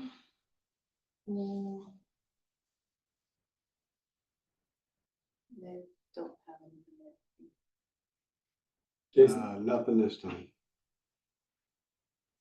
Yeah, other than the state committees I mentioned, I don't have anything else to add this time, so we're quick. Next up is action items. Let's see here. Starting with the 2023-2028 CTE district-wide plan, and Todd presented that, but Nick, if you have anything else to add there? No, I think, This is, so the materials that Todd presented, so what we're doing is the action item is to adopt that plan as presented. So any questions on that action? No. If not, I'd entertain a motion to adopt the 2023-28 CTE district-wide plan. Motion to adopt the 2023 to 2028 CTE district-wide plan. Second. All those in favor? Aye. Thank you. And then the second is the 2023-24 Carl Perkins application, as Todd presented, is something that we have to approve every year in order to be recipients of the Carl Perkins grant. So, any questions on that one? If not, I entertain a motion to approve the Carl Perkins application. Motion to approve 2023-2024 Carl Perkins application. Second. All those in favor? Aye. Thank you very much. Next up, superintendent report. Yeah, I was going to touch on a couple things, one of which was the audit, so I think we covered that pretty thoroughly. Once that audit report is finalized, it's still in draft form right now, we'll post it on our website, out of transparency, we want to make sure people are aware of how those audits went. Again, pretty positive outcome, couple things there. One, learning about the reporting of federal funds, and then just being in binding conditions. And we'll also put a link to the state audit website where you can find audit results of any public organization, right? Because the auditor has to do this with libraries and fire districts and cemetery districts. So for those that want to kind of compare or look at how, we shake up next to others, they'll have that opportunity. The other piece, as far as public access to reports and information, OSPI has created a new financial binding conditions tracking page, which Brian did share out with community members in his most recent update, where you can see kind of, again, not that it's always worth comparing, but it kind of helps create a context within which we are operating with these binding conditions when you do look at some of the districts that are also navigating these conditions. So yeah, those are the two big pieces, is making sure, everyone in the public and our families have access to information that shows, the work we're doing. And I'm feeling, after the outcome of that audit, I'm feeling positive about, these are hard steps we're taking, but we're headed in the right direction, which I'm happy about. Thank you.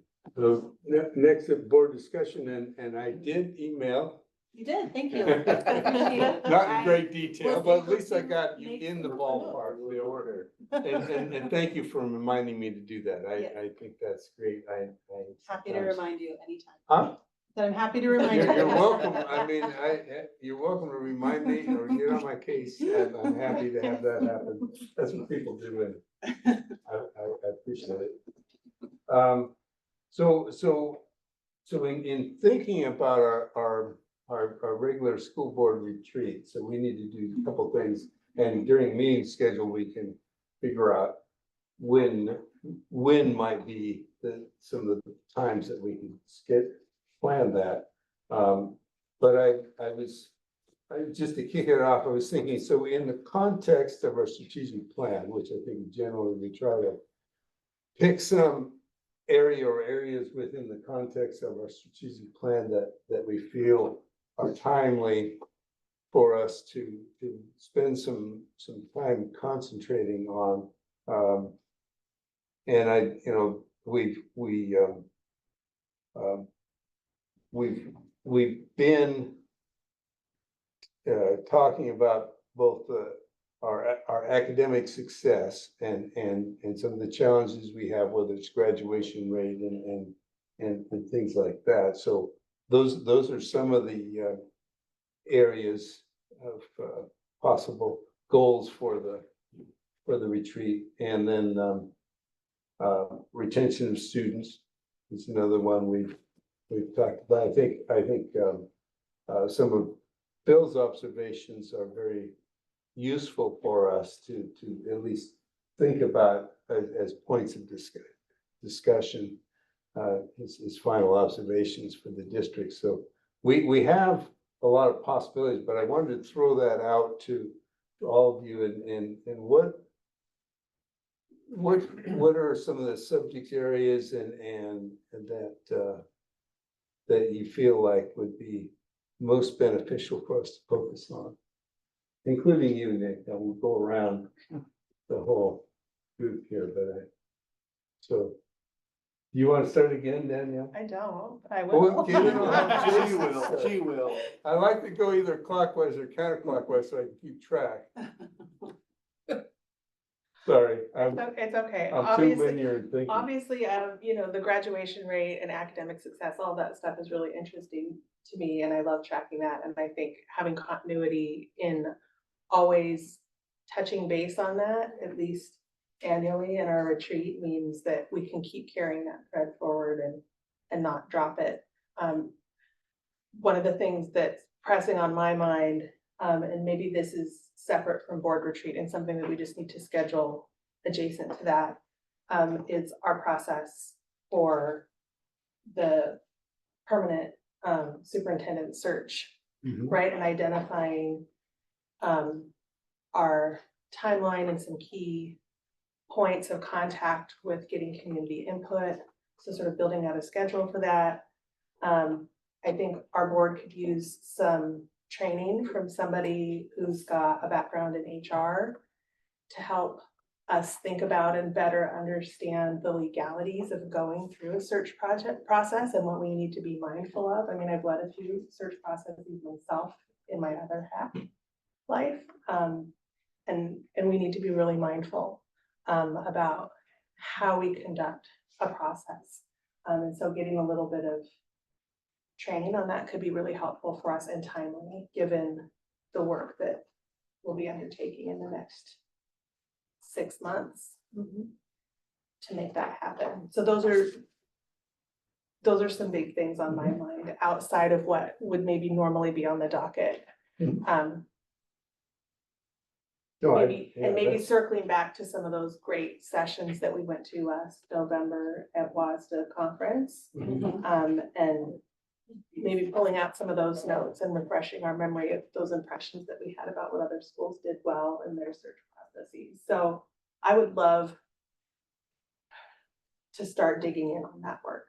Yeah, that's excellent. Good point. Ed? I was thinking about our district mission and vision, our strategic plan. Right, so we have 5 goals and 11 objectives within that plan. And, you know, we've got 25 or 26 board meetings in a year. So, I mean, kind of, I think we were talking about this earlier is, you know, what would be nice is to break it up so that we have focused attention on, you know, this 11-page document on part of it at a time, working on it. So by the end of the year, we've touched on every part of it and had some focused attention and created some action items around. Yeah. So it kind of works out well if there's like 13 objectives in 12 months or whatever, right? Like you could separate it and just figure out, okay, and then have a process in place where we're discussing on it, we're focusing on it, we're thinking about it, we're engaging our district office, right? And then hopefully by the end of the year, we've touched on every single part of that. So creating a schedule for that? Yeah, I think so. I think we could take this and just, create some schedule and then some kind of action items that are repeatable for each objective or goal that we happen to be looking. Well, and it says it's through 2025, so does that mean who writes the strategic plan? We do? Yeah. So we gotta start working on that. I was reading that too, and my suggestion on that is I think we should go through the superintendent search process, get a new superintendent, and then Right. work jointly on Yes, that, because because I think that's something that the superintendent who is gonna be vital in carrying that through. Be good timing. Yeah, It great needs timing. to be Yeah. an integral part of development. So, yeah, I saw the same thing. Really. My thing was superintendent hiring process and going over the calendar that you had did the draft for. Yeah. And I think that would be really cool to start kind of looking at that. So which calendar are you referring to? We got, I think everybody got it. We just got it like in a meeting, one of the meetings that we each had with Bill, or you gave it to me, I don't know. It's just a draft that Nick had put together that has all of these milestones that we're supposed to reach, like when we need to have our superintendent. Oh, for a calendar for the superintendent, so, okay. No, not for the superintendent search, for like the board, for things that we have to accomplish, because like we need to do the superintendent review at a certain Oh, time, okay. and then, Like an annual yeah, and then there was something else, like a few other things that were on there, I'm so. gonna Nick spare a copy made in my one. office if you need one. Yeah. And then the other thing got one of the emails from WASDA, was talking about board self-assessments, and I think we've done that before, but we have new board members and new stuff, so I thought, I mean, if we could each do the board self-assessment before the meeting, and then spend like maybe 30 minutes discussing whatever, and if we need to go more than that, but not spending too much time on it, but just at least it's recommended to do annually anyway, so I think we haven't done it for a while, so we should do it. Yeah, I'll just jump in right there. Actually, as far as topics, that was what I was gonna share as well. Because I did reach out to WASDA to find out the last time our board did one, and it was 2022. And so, yeah, I think, Yeah. and I do have a copy of that if you guys want to review it. But yeah, certainly, I think that's a great idea for that assessment. And that's different than the assessment that we did where we found out like what kind of people we were, like, remember that? It is different. And I was like, oh, I'm that, I knew that. I know I'm that kind of person, but A certain Heller. yeah, like your Your parachute. the way you communicate, like so that, Oh, okay. remember that? Vague. Some things I choose Yes, not to that's what remember sounds as like, much as others. But if it's useful. Which I think that's different than the self-assessment. That's exactly Okay, right. because I don't So, know that- so, and, I think along the line of some of those things we've done together, I had thought that after we have a new superintendent, putting more effort into team development, board development, but I'm also thinking for this year with interim situation, that we should touch on the board superintendent relationship for this year. And I think that would be valuable to fit that in, how do we, so that we remind ourselves as well as kind of think, well, how we operate together. It's something that's valuable for all of us as a team. Jason? I think we're all kind of on the same page. My big thing is the superintendent search, to have that timeline calendar of what we want at what point. Keep the community involved, of letting them know what our plans are, our dates are, getting their input on this. Stay strategic plan, stay with that. I'm new to it, writing it and stuff like that, but staying with those goals is really good. I know you guys talk a lot about the WASDA conference. I didn't go last year, but looking forward to that because I think there's a lot of really good information for the whole process of everything. So that's good. Then just not necessarily keeping the public aware with just superintendent search, but just everything like we have. And I know Right. Brian's been updating the website very well, and I think that's really been helping us a lot. And I just keep that going with everything that we're researching. So, yeah. Well, this is, it's good. It sounds like we're all thinking about on the same line, and it may be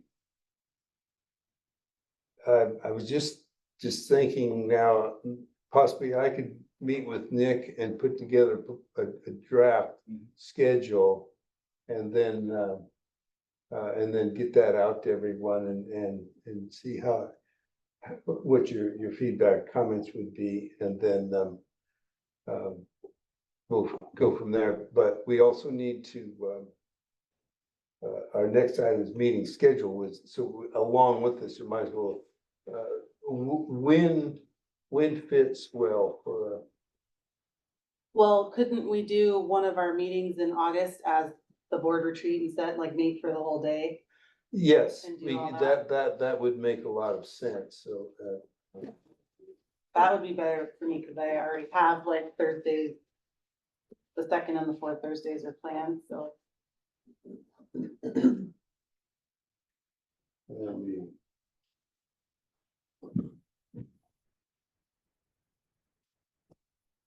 I mean, the 25th would be too soon, so we're thinking more like August, right?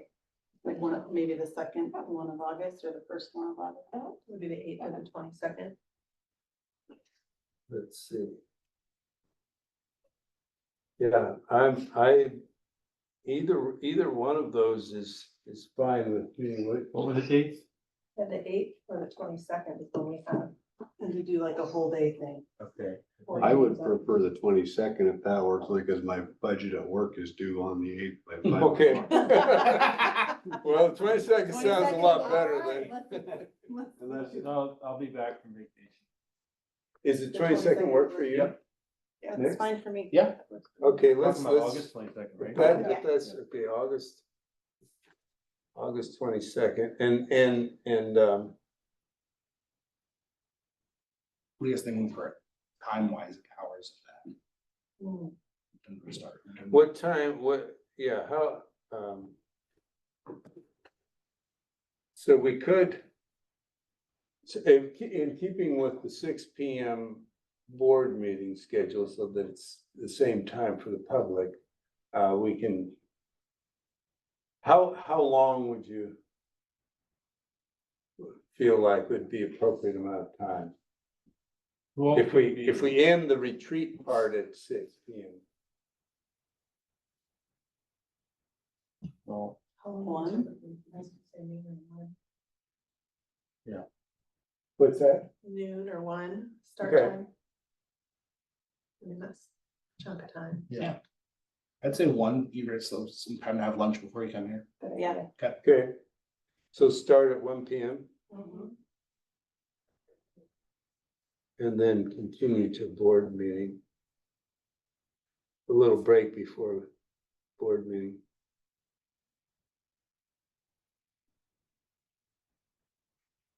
Well, that's easy. And hold that here, then district office, Yeah. okay? Very good, and then we have, other than that, our next board meeting is July 25th, I believe. And, we don't have anything else coming up, I think, until then. No. Well, I will make a note if we can get together and Yeah. you can send me an email or vice versa. I'll send you an When, email. when your schedule looks. Yeah. Yep. I'll send you a message for sure.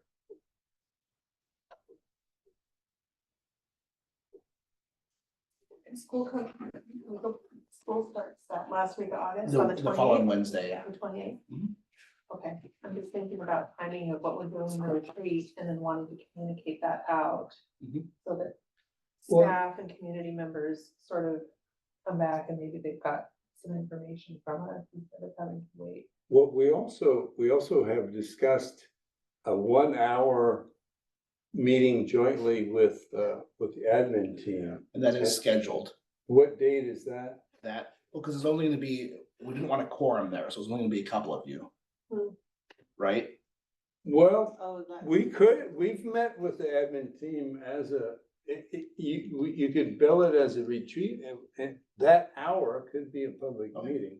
From my records show that it's gonna be from 8 to 9 on August 14th. Was that gonna be Ed and, That's what I I'll be recall. away. Oh, I'm away August 3rd to the 17th. 3rd to 17th. So you're gonna miss the first August meeting Unless I join remotely. unless you join by Zoom. Anyone else have trouble with the first August meeting?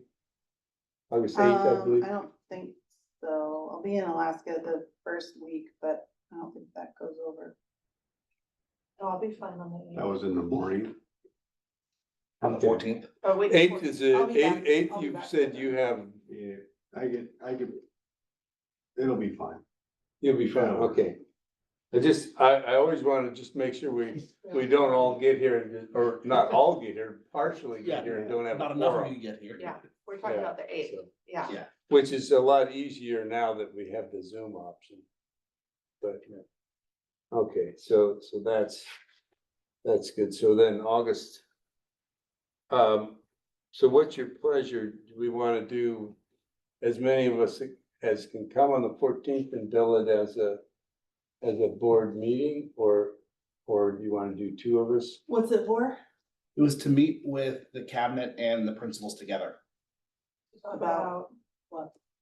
not. Come on, Nick. I Your think- vision, you're getting the troops going. It's gonna be It's hard. our. Yes, yeah, and you're not even. I'm not even gonna be here. See ya. Clever way about you. So it's our joint team building. So that, and that's a very good question as more specifically, how. I can tell you what my intention was at that time. So I've performed intro conversations with principals and directors. And so at that time, I was gonna deliver a summary and some of the through lines of those conversations, as well as a plan to expand those conversations as the school year progresses. Knowing that the interim superintendency is a unique role and that it's not a full-blown entry plan because we're not sure the length of the superintendency at this point. So that was my intention during that time, is to kind of share what I've heard from them and see, what their thoughts are on the through lines and the common feedback. Yeah. As well as, like Ed said, get them fired up, getting ready to go. They are, they're pretty excited. They're, still exchanging emails despite them not being at work right now. There's a lot of excitement around next year, despite we all know it's gonna be a hard year, Right. But I think I'm sensing a sense of optimism when I'm through those conversations. Yeah, Yeah, I think it's important to share goals and visions and so on and so forth. Even though it's because I don't want to let the fact that it's an interim year let us drop that Mhm. relationship. And I think particularly because we have these the financial challenges at this particular time, we need to be really clear on what and how we're trying to make this all work as a team. And so that was kind of my thinking behind why it was valuable to meet. 'Cause I think it's easy for the board and it's easy for each one of the admin team, particularly, up to the principal levels, to see your little or big part of it. But to have that, particularly I think for the members of that team who we don't regularly meet with, to recognize, kind of express that we are working on this together. So that was my thinking, which is why I would prefer having this as billing it as a board meeting. And if you can't come, you can't come, but if you're able to come, and I recognize everybody's schedules presents its own challenges, but would we have enough that we would have 3 of us if we could? What time did we schedule that for? 8 to 9. It'd be 8 AM for that hour. Yeah, because we have the principals all day. So after Okay. that hour with the board, we'll continue our retreat work. Yeah, I'll be there. so let's, Yeah, I can do that. And So I'll Tammy, if share you could publicize that Okay. With you. Cool, that'd Yeah. be great. Thank as you. at that, just that hour as a board meeting, 8 to 9. Yep. And it would be Where- whatever we want to title it. We So should do you put a want it note- as a board meeting or just a study session or? Yeah, study sessions, there's no public comment. Yeah, Yeah. study session. Okay. Board study session.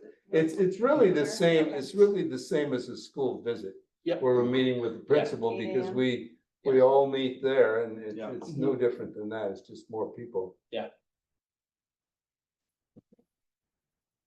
Okay, I think no executive session. No other business. So we're adjourned. Yeah. Wow, well done. And hopefully by now I got the rest of today's thing. I hit the, this one picking up the page. I don't have any work to do on that.